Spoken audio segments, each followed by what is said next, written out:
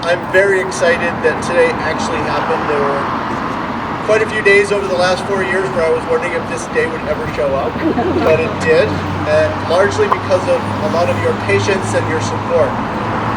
This was a huge project, and there's literally hundreds of people that I need to thank, and I won't take your time for that.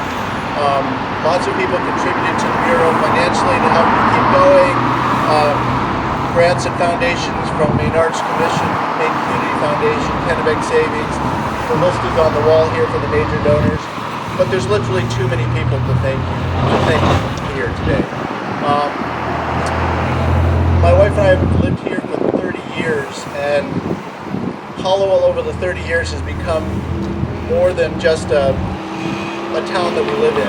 It's a special place with special people and a special history. And digging into the history to be able to create this mural, I found a lot of interesting, fascinating things about the community, and that really made me love living here. So in a way, this mural is my gift to the community. So thank you very much, and thanks for your faith in me to be able to actually pull this thing off. So thank you.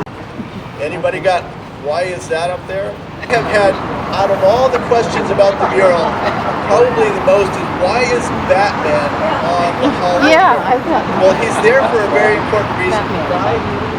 Right above him, who's a drawing Batman. So there's an artist drawing Batman, is Lee Weeks, and he grew up over on Lincoln Street.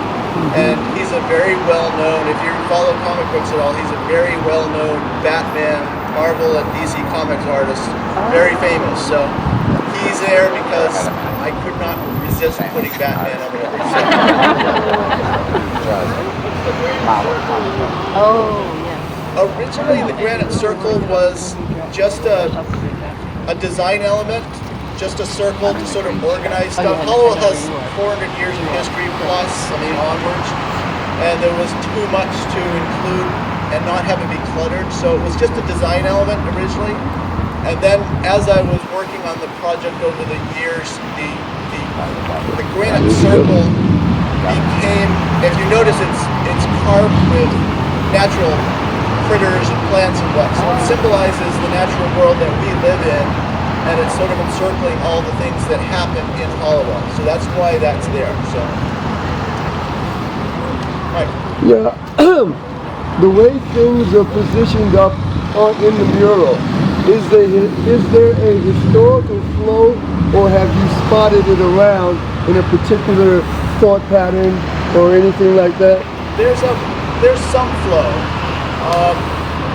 As I was weaving things together, I had to break my original really hard, fast rule of where things were going to go because it was just too much content. But there's some flow. Some of the things along the edge of the rivers, particularly on that side, represent the industries in town, the mills, and you can see the mill wheels symbolically in there that are spinning off of the river.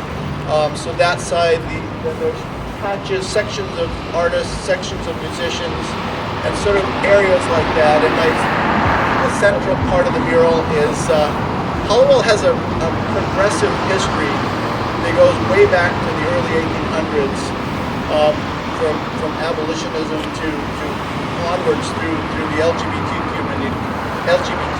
community in town, and that's my section where you sort of see the different causes that made their mark in Hallowell that also spread out through the different parts of the Maine. So.